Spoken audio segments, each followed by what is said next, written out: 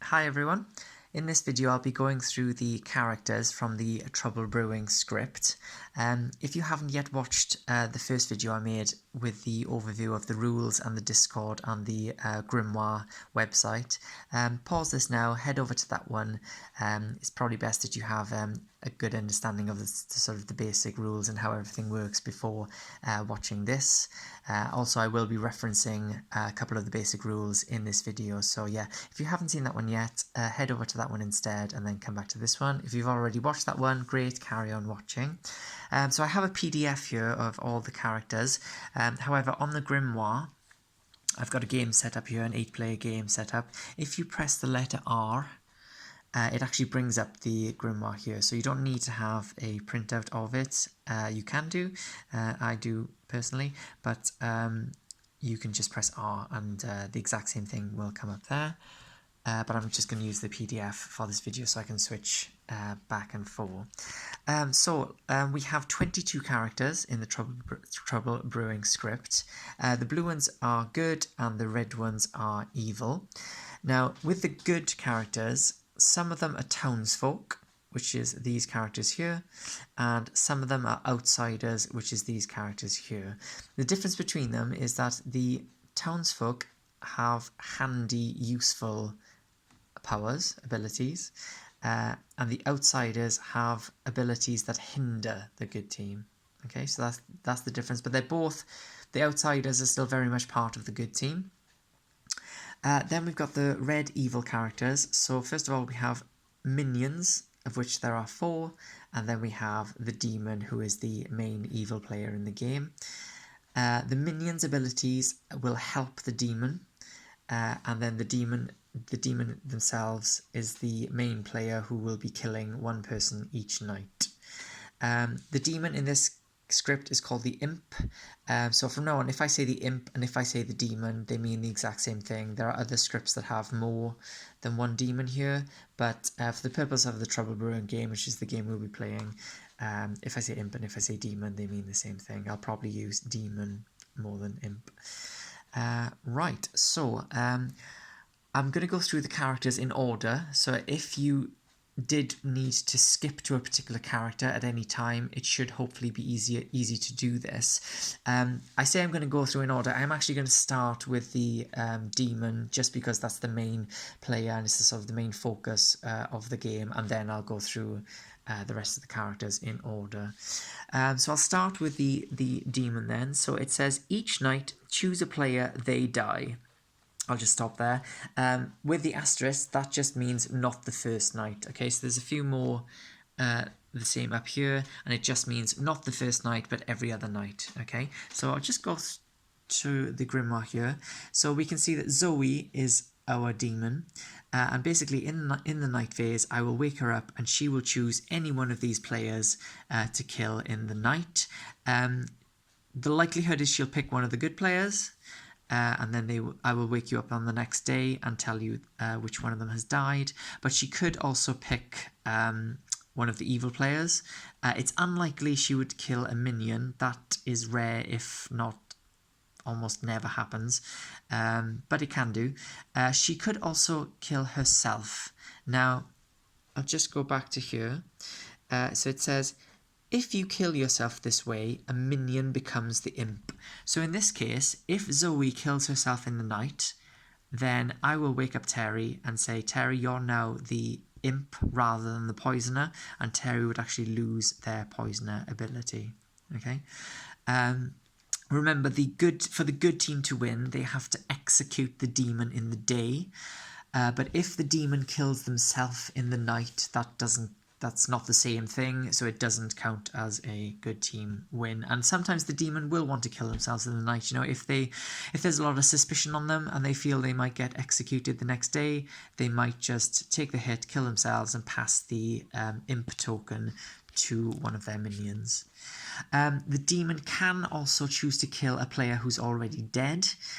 So in the first night, that'll be no one, so that's not an option. But from night, the second night, no one will be dead, so that's not the... Oh, sorry, no, that's a lie. There could be an execution on day 1. So yeah, so if the player chooses to kill a dead player, all it means is there'll be no death in the night. And you might think to yourself, why would the imp do that?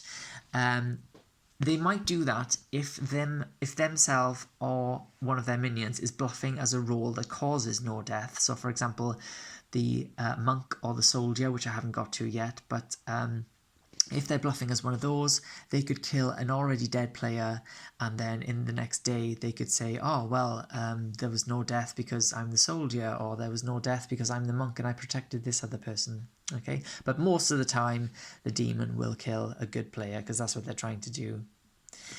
Right, okay, back to the character sheet here then. So I'm just going to go through the townsfolk first in order.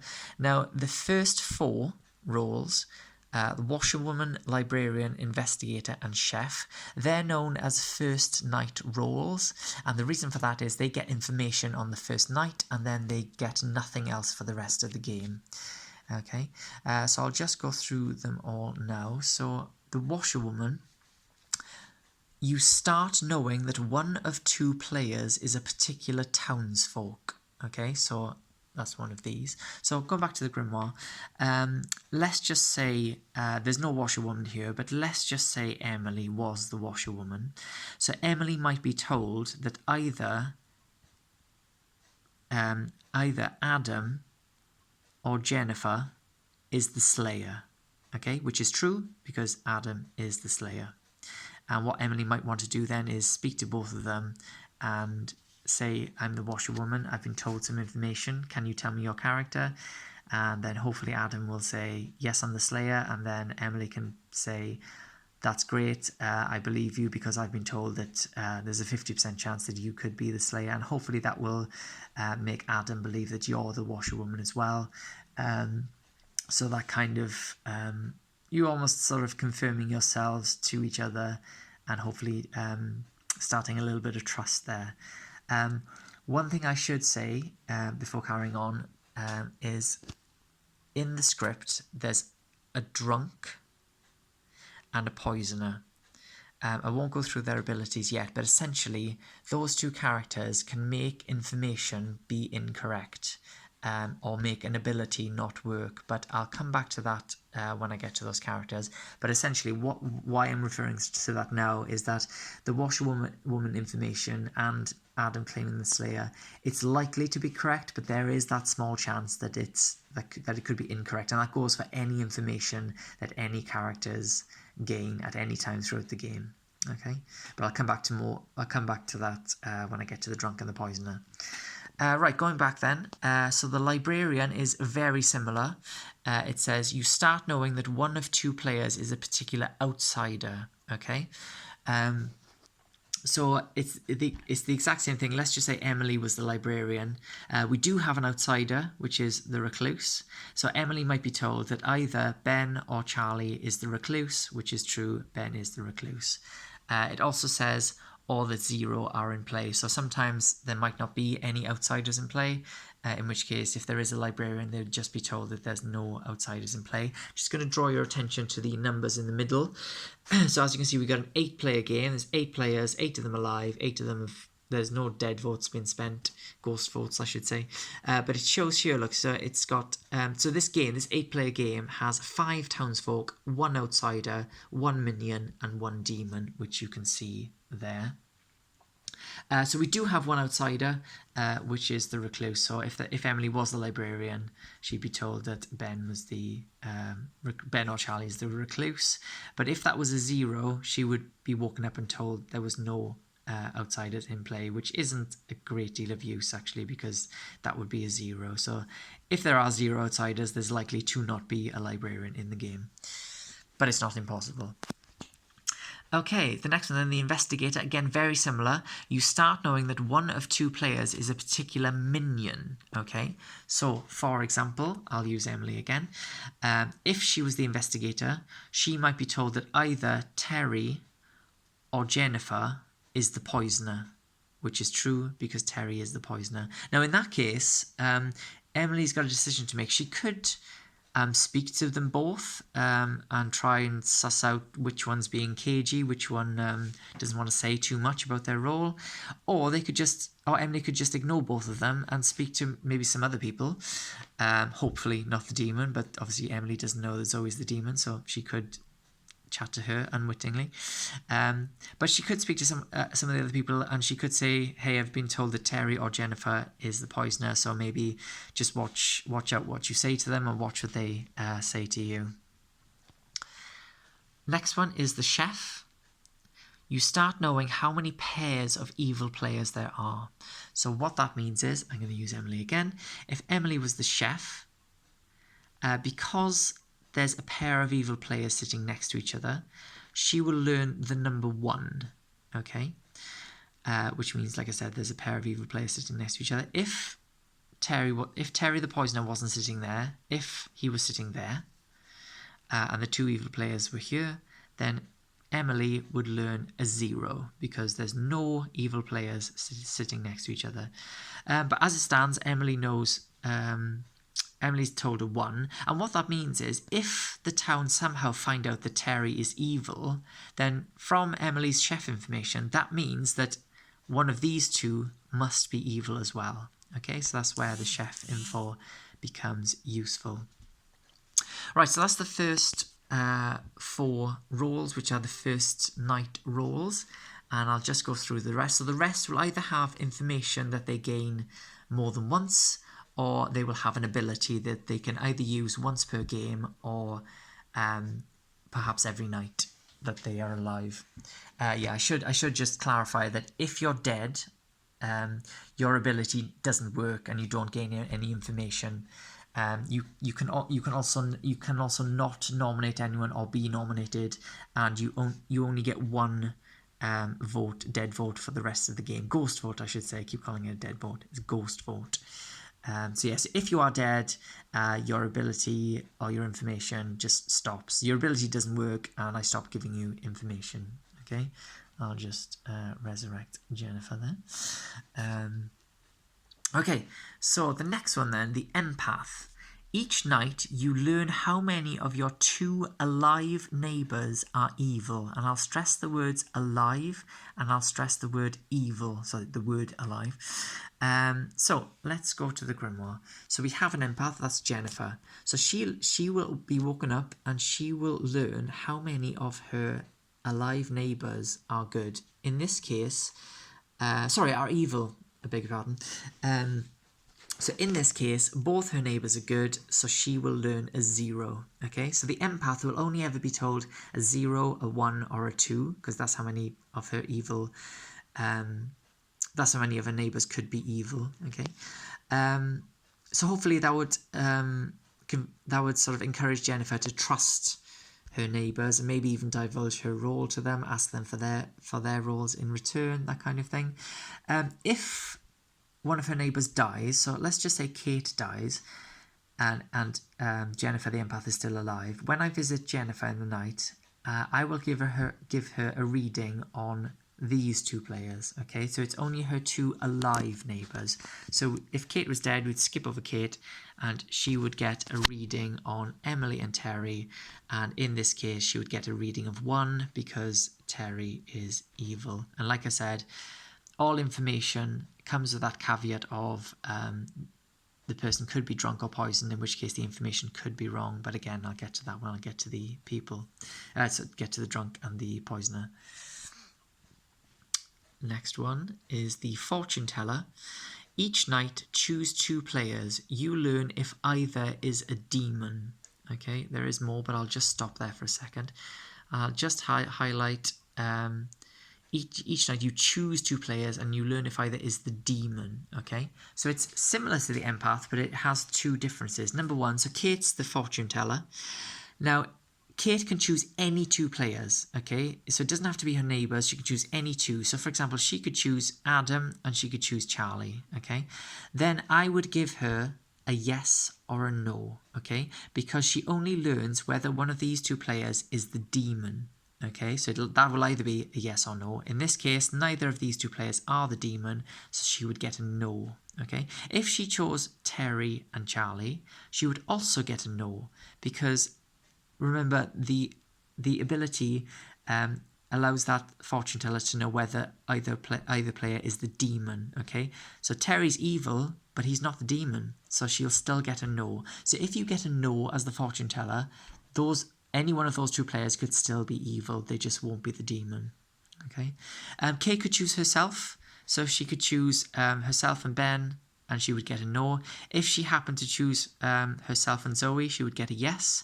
Obviously, if she chose Zoe and Adam, she would also get a yes. But it might be that you want to choose yourself just to be sure that you're testing, well, you're testing one person then, essentially, and then you can be sure whether they're the demon or not. Going back to the fortune teller, so there is a good player that registers as a demon to you. What that means is at the beginning of the game, one person, let's just say Adam, will be the fortune teller's red herring. What that means is if the fortune teller chooses Adam, they actually get a yes. Okay, so that obviously spreads a bit of confusion. So in this case, if Kate chose Adam and Ben, she would actually get a yes because Adam is the red herring. Okay. If she chose Adam and Zoe, again, she would just simply get a yes. Okay. So just to summarise the difference between the empath and the fortune teller, the empath gets a reading on the alive neighbours and it tells them whether one of those two is evil or both of them are evil. And the fortune teller can choose any two, but they only get a yes if one of them is the demon. Okay. Right, next one is the Undertaker. Each night you learn which character died by execution today. Okay, and I'll just highlight the word execution and try not to move my sheet. Execution. So, like I said, there's two ways to die. In the night, the demon will kill one person, and then in the day, anyone can nominate anyone, and you will vote, and an execution will happen, and that also results in death. So the Undertaker, if someone is executed in the day, the Undertaker's woken up, and they are told what character that executed person was. Okay, that's quite a common core role in social deduction games. So yeah. If someone dies in the night, then the Undertaker does not get woken up because it's only execution where their ability gets triggered. So that is the Undertaker. The next one is the Monk. Each night, choose a player, not yourself. They are safe from the demon tonight. Right, so let's just say Charlie was our monk. He could choose any player and they are protected from the demon. So if Charlie chooses to protect Ben, and then I wake up the demon and say, who do you want to kill? And the demon chooses Ben, I'll just say to the demon, thank you very much, won't say anything else. And then when I wake you all up in the day, instead of saying that Ben died, I will say that nobody died in the night, because Charlie's protection of Ben has triggered. Charlie could accidentally pick one of the evil players. That's just bad luck. But yeah, Charlie can't pick himself either, so you have to pick one of the other players. So that is the Monk. The next one is the Raven Keeper. If you die at night, and I'll stress at night, you're woken up to choose a player, you learn their character. Okay, so remember I said there's two ways of dying. One is in the night by the demon, the other is in the day by execution. So the Raven Keeper is if you die at night, you're woken up and you get to pick a player and learn their character. So let's just say Jennifer was the Raven Keeper and the demon killed her in the night. I would then wake her up soon after in that same night, and she can pick any one of these players and she'll learn their character. So if she picks Ben, I'll say Ben's the recluse. If she picks Zoe, I'll say Zoe was the imp. So that can be quite a powerful bit of information there. And I must stress that the Raven Keeper, their ability only works if they die at night. So if you are the Raven Keeper, you don't want to get executed. You want the demon to come and target you in the night. So you might even bluff as a role that the demon may fear, such as the the Slayer or the Fortune Teller or something similar, in order for the demon to actually try and target you in the night. Right, so that's the Raven Keeper. The next one is the Virgin. So the first time you are nominated, if the nominator is a townsfolk, they are executed immediately. Okay, so we have a Virgin. Charlie is the Virgin. So in the day, obviously nominations happen. The first person to nominate Charlie, that doesn't have to be in day one, that could be on any day, it's just whenever Charlie is nominated first. So if Charlie is nominated in day one, it just carries over to day two. The person who nominates Charlie, if they're a townsfolk, they instantly get executed. And remember, as soon as an execution happens, the day is over. So that would actually end the day there and then, even if someone was already on the block. So let's just say Emily nominated Charlie. Emily is the mayor, which is a townsfolk. And Emily would instantly get executed and the day would be over. If Ben nominated Charlie, Ben is an outsider, okay? So the Virgin's ability wouldn't actually trigger. So the nomination would just carry on, okay, and nothing would happen. If one of the evil players nominated Charlie, then again, they're not townsfolk, so nothing would happen, okay? Next one is where are we? The Slayer. Once per game during the day, publicly choose a player. If they are the demon, they die. Okay, so we have a Slayer, and this ability is a one-time use, once per game. So at any time during the day, Adam can claim to be the Slayer and pick another player to shoot the arrow at. If Adam was to pick Zoe, Zoe would instantly get executed and the game would be over, resulting in a victory for the good team. If Adam chooses anyone else, then the arrow would miss and the ability wouldn't work. And just to say that Adam can choose to do this at any point, providing Adam's still alive, of course. So even if Adam gets nominated and is on the block, Adam hasn't quite been executed yet, so is still alive. So Adam could actually claim the Slayer at that moment, just before he dies, just to fire a shot and try and aim for the demon. With the Slayer, it's a bit of when do you use your ability, because if you use it early, the probability of hitting the demon is less, but you can't use your ability when you die. So if you wait too long, maybe you'll get executed or the demon will kill you, and in that case you won't be able to fire your shot at all. And yeah, just to clarify, if Adam picks Terry the minion, nothing will happen because the Slayer ability only works on the demon. But if Adam does choose Zoe, like I said, that would actually be game over, resulting in a victory for the good team. Right, 2 more for the townsfolk. The next one is the soldier. You are safe from the demon. So what that means is, if the demon, so let's just say Ben was the soldier. If the demon tried to kill Ben in the night, again, I would say, so if I woke up Zoe, I'd say, who do you want to kill? She says Ben. I just say, thank you very much, and don't say anything else. But because Ben is the soldier, Ben doesn't actually die. So when I wake you all up in the day, I'll say, morning everyone, nobody died in the night. And that's because Ben's ability has come into effect. And that's not a one-time use. Any time the demon tries to target the soldier in the night, the soldier just won't die. But the soldier can be executed. So if that happens, that's obviously very unfortunate for the soldier and for the good team.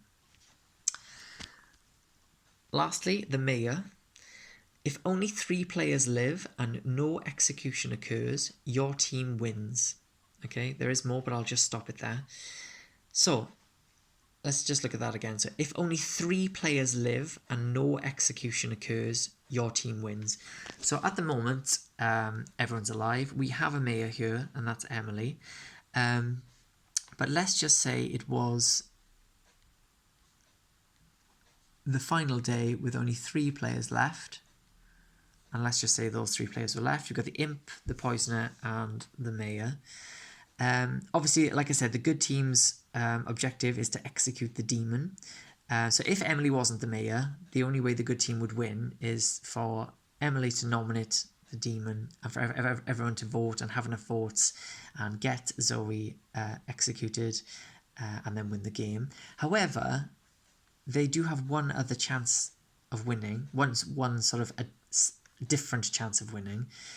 They could still, I mean, Emily could still get Zoe executed. That would still result in a win. That's fine.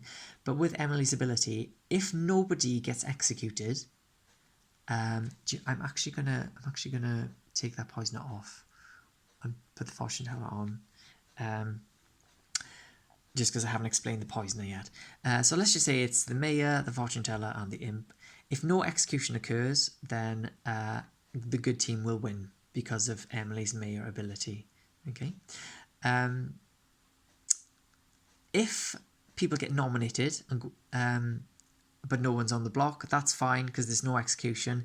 If, let's just say Emily nominated Zoe and Zoe got 2 votes and was on the block, and then let's just say Zoe nominated Kate and Kate got 2 votes, that would bring Zoe off the block. Kate wouldn't go on the block, and nobody's on the block, and if no other nominations happened, again, there'll be no execution, so Emily's team would still win, okay? So there can still be nominations, people can get on the block, but as long as there's no execution at the end, Emily's team will win.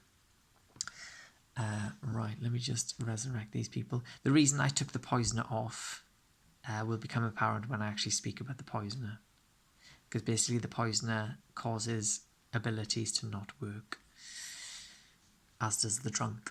Okay, right, so that is all the townsfolk. Now I'll move on to the outsiders. I'll leave the drunk till last because I'll explain the drunk, then I'll explain the poisoner. So first of all, the butler. Each night, choose a player, not yourself. Tomorrow, you may only vote if they are voting too. Okay, so if Emily was the butler, she'd probably want to choose someone who's sort of this way of her, because when someone nominates someone, the clock will go around. So let's just do that now. Let's just say Jennifer nominated Adam, for example. This is the clock hand that will spin around. So if Emily was the butler, she could only vote if the person she chooses is also voting as well. So if she chooses Jennifer, I mean, the clock is gonna come to Emily first. So Jennifer would probably be a bad choice. She'd want to be choosing one of these people. So let's just say she chooses Ben. If Ben votes, then Emily can vote.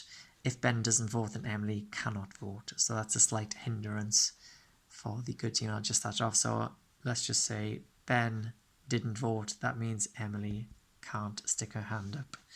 And I'm just going to close that off. Okay. Next one is the recluse. You might register...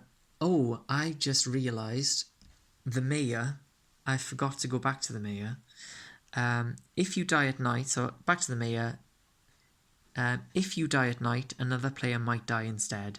So Emily's the mayor. If I wake up the demon and I say, who do you want to kill? And she chooses Emily, I'll say, thank you very much.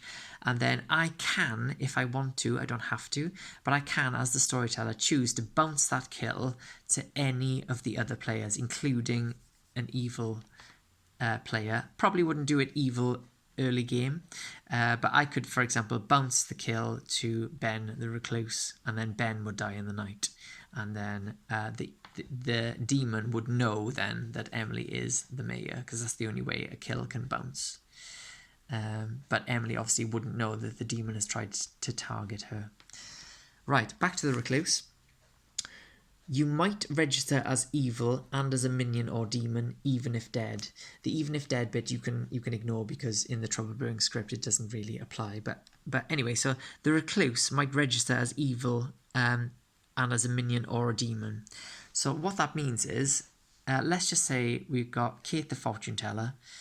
If Kate chooses the recluse as one of her two, as storyteller I can make Ben register as the demon. So if Kate chooses the recluse and the virgin, I could say yes, because the recluse can register as the demon or a minion. And again, with the empath, if it's the empath, so here's Jennifer's the empath. If she was sitting next to Ben, I could give Jennifer a 1 instead of a 0. So if the empath was there, two good neighbours, so she would get a 0, but because the recluse can register as evil, I could give the empath a 1. So the recluse is a bit of a nuisance role. The saint. If you die by execution, your team loses. So very simple. If one of the good players was the saint, if they get executed, that is game over and a victory for the evil team. So if you're the saint, you do not want to get executed. Instead, you want the demon to kill you in the night. So again, if you're the saint, you might bluff as a role that the demon might want to kill. Okay, now we're on 30 minutes and 6 seconds. And I'm now going to talk to you about the drunk followed by the poisoner, which are probably the two most important roles for you to know, certainly for your first game. Okay, now let me just read out the drunk actually. So you do not know you are the drunk. You think you are a townsfolk character, but you are not. Okay, what that means is, let's just say we were playing in person. Okay. And let's just say Jennifer has drawn the empath token. So when Jennifer gives that empath token to me as the storyteller, instead of placing that empath token on the grimoire, I'll switch it out for the drunk token. So on my grimoire, it'll show Jennifer as being the drunk, but she thinks that she's the empath. And throughout the whole game, I will act to her as if she is the empath. So I'll come to her in the night and I'll give her her information as if she's the empath, but she's not, she's the drunk. Okay, now what that means is, going back to the townsfolk, if you're a townsfolk, you either gain information or you have an ability. Now, if you are actually the drunk and you gain information, and you're supposed to gain information, you think you're a role that gains information, that information will still be given to you, but it could be incorrect. Okay, now it's my choice as the storyteller to decide whether or not to give you correct information or not. But to be fair, you are the drunk, you are supposed to be a hindrance on the good team, so the chances are I will give you incorrect information, but I can still choose to give you correct information. Why might I choose to give you correct information? So if I feel that the evil team have got the upper hand, they've got quite a bit of advantage, maybe a lot of good players are dead, or maybe the good players just don't know who the evil team are, then perhaps I'll choose to give the drunk person correct information, just to sort of give the good team a bit of a helping hand. So any decision that I have to make as storyteller will always be given completely impartially to any one person, and it'll be in the interest of sort of balancing out the game. Okay, although I don't have to. If the evil team is winning, I could still give the drunk incorrect information. You know, if I feel that the evil team are playing really well and they deserve their sort of lead, then I might say, do you know what, guys, you're doing really well. I'm going to keep giving the drunk incorrect information. Okay, so like I said, if you're the drunk, but you think you're a townsfolk that gains information, your information could be incorrect.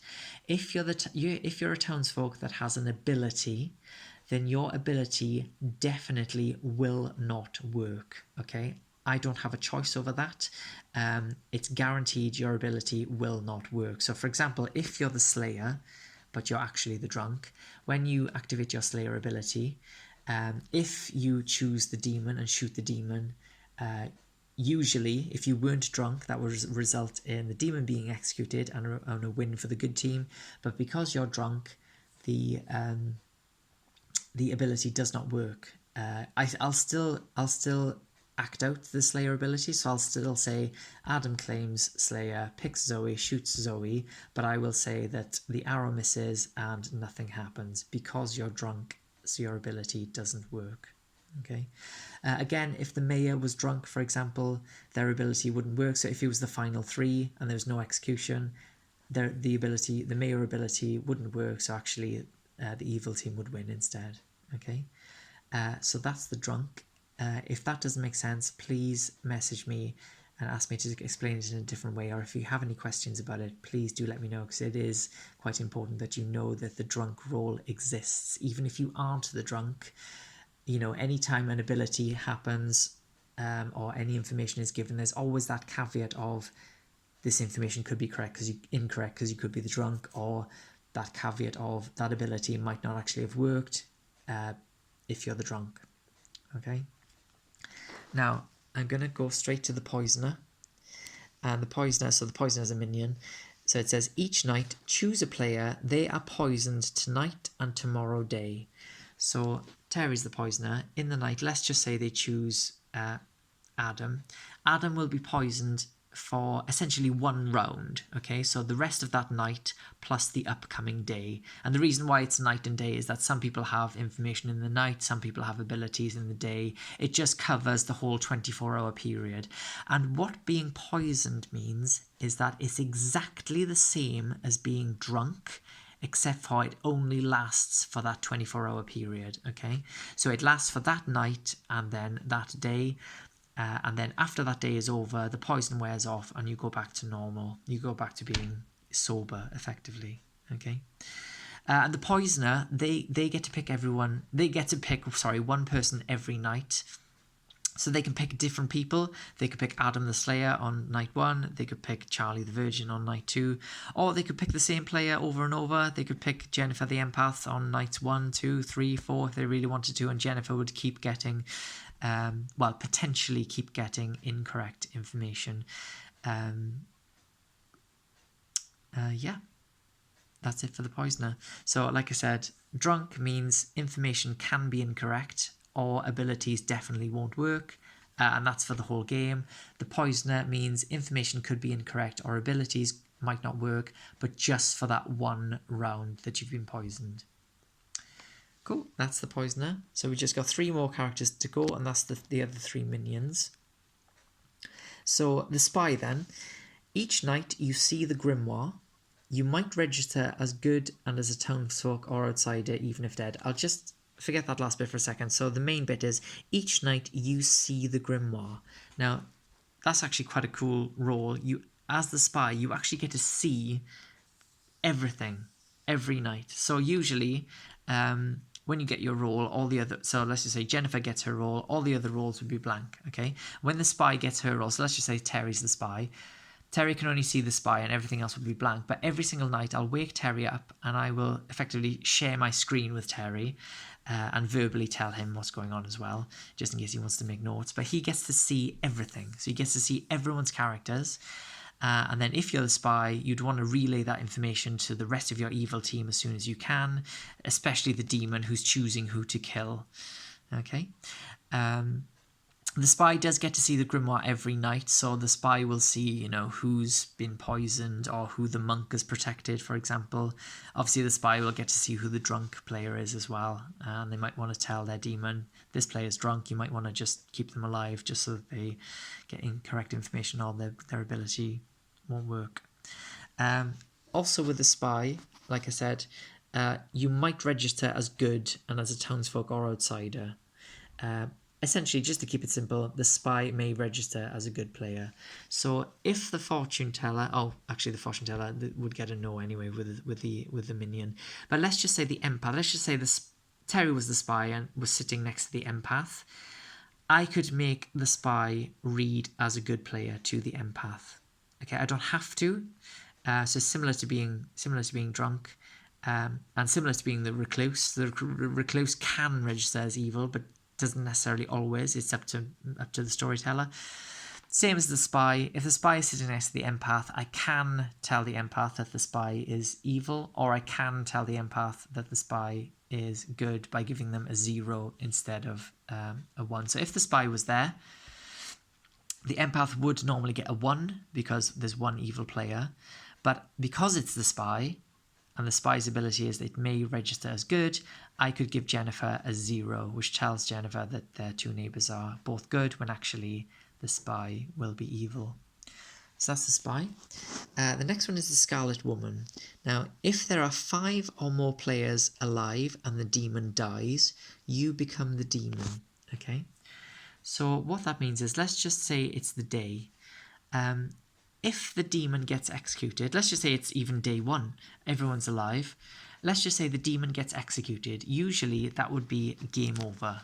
resulting in a victory for the good team.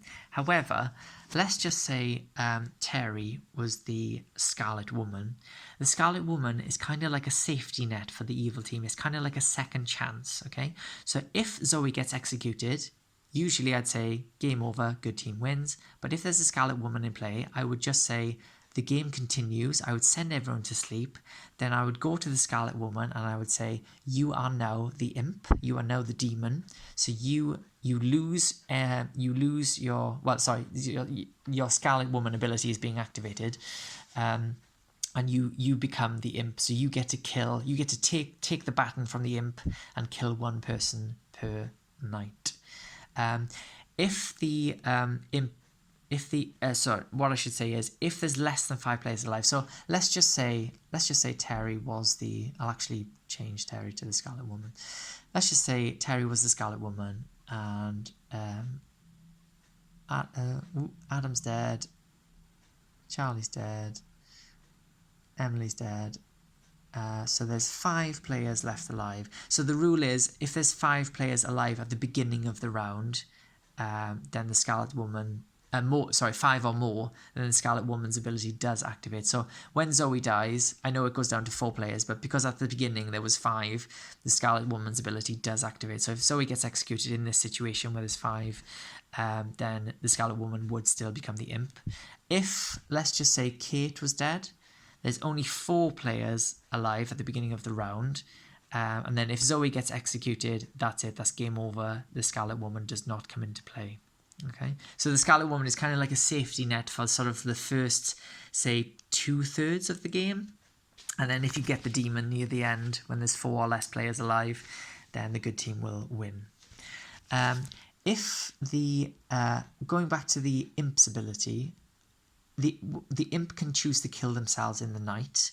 If they do that, then any minion can become the demon. But if there's a Scarlet Woman in play, then as storyteller, I would have to choose the Scarlet Woman. But the imp doesn't need a Scarlet Woman in play to kill themselves in the night and still keep the game going, because any